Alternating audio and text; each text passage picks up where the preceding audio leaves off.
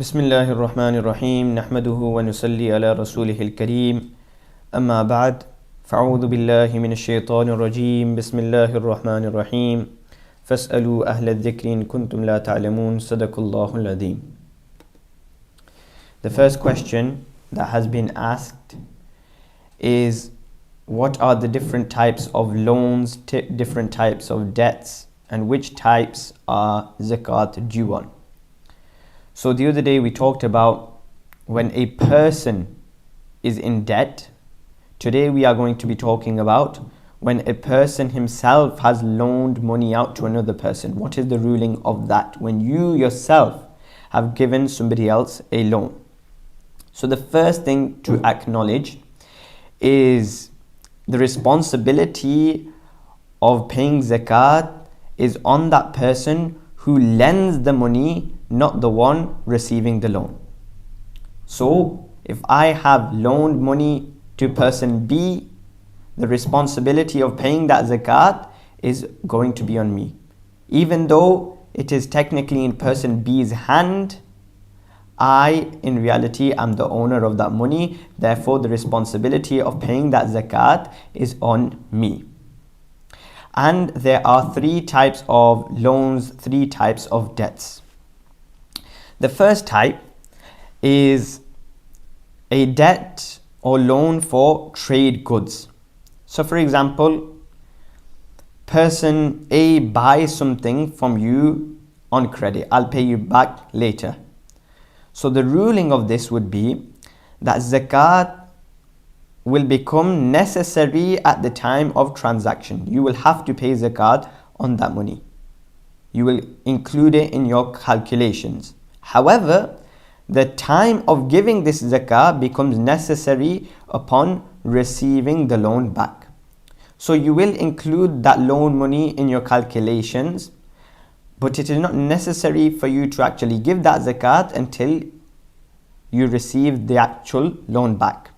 And if the debt is received all at once, even if it is after a few years, then the zakah for all the years must be paid together. So for example, Zayd loans Bakr £1,000 and Bakr pays him back after 5 years. So now Zayd will pay 2.5% of that £1,000 for those 5 years. Because he's received all the money at once, he must pay the zakat on that £1,000 for the full 5 years. So for example, we've given £1,000 in 5 years, so he will calculate 2.5% of that. That equals £25 for 1 year. And he has to calculate zakat for all the 5 years now. So that will be 25 multiplied by 5, so £125 for the zakat of all the 5 years. And if the money was paid in installments over the 5 years, for example, then zakat will be necessary on the money received. So for example, out of the £1,000 in the first year, he's paid £250. Now it will be necessary to give zakat on that £250. And if the installments of if the installments paid are less than 1/5 of the nisab of zakah, whatever the nisab is at the time on your zakat anniversary date, then zakat will not be necessary immediately. So that is the first type of loan, a debt for trade goods. So when you sold something that was for business purposes.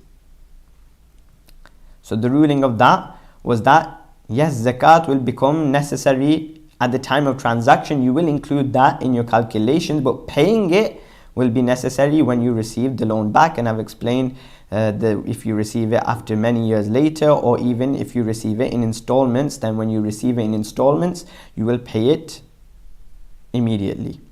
The second debt is, or the second loan, is that one where money is outstanding from the price of goods sold, such goods that were not intended for trade. So the first type was trade, and this one is where it was not intended for trade. So for example, I have a phone and I sell it, and you say that I will pay you back in a few weeks, a few months.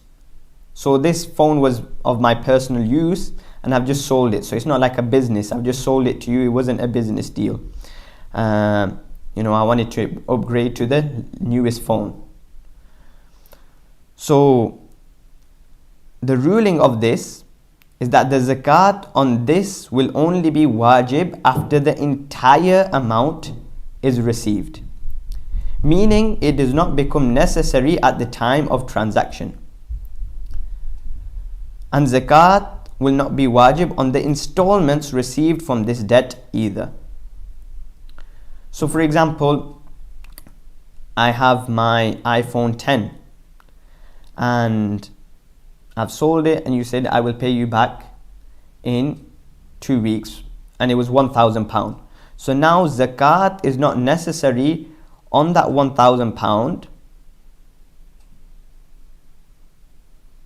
until the entire amount is received. So even if you received that £1,000 in installments, £250, it will not be necessary on that until you receive the entire amount. This third type of loan is that which is not in result of selling any goods.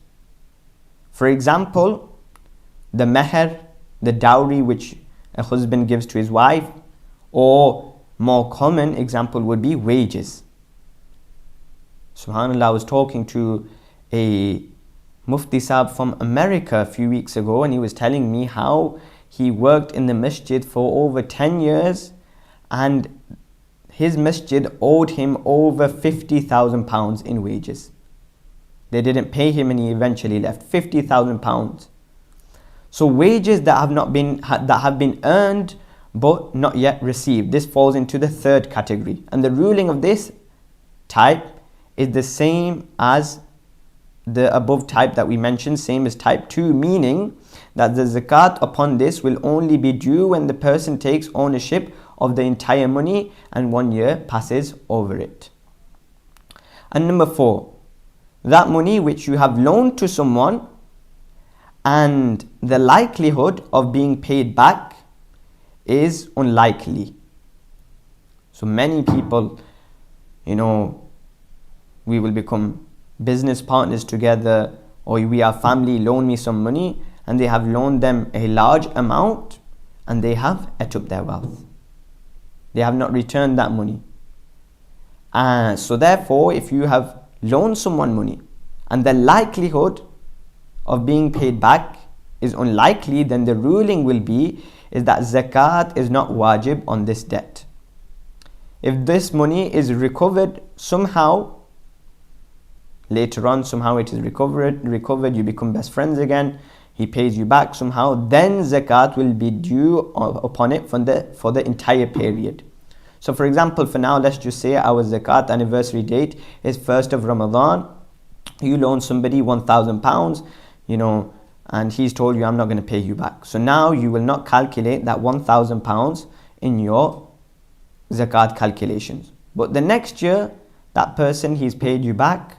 Now when your zakat anniversary comes, you will include that £1,000 in that year and for the previous year as well. So that was the types of zakat and the zakat that will be necessary on these type of loans. So there are 3 types: a debt for trade good. The second was that money or that loan where it is in a result of goods which were sold that were not intended for trade. The third was that debt which is not in result for selling any goods. And the fourth, we said, that loan which it is very unlikely you will get paid back. May Allah subhanahu wa ta'ala forgive my shortcomings in explaining. It was a bit of a tough masala. So may Allah subhanahu wa ta'ala grant us all the ability to understand. Ameen ya Rabbil Alameen.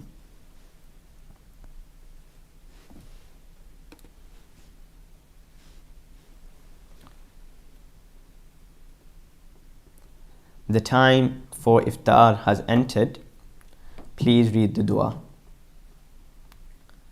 Allahumma inni لك صمت وبك آمنت وعليك توكلت وعلى رزقك أفطرت فتقبل مني بسم الله على بركة الله.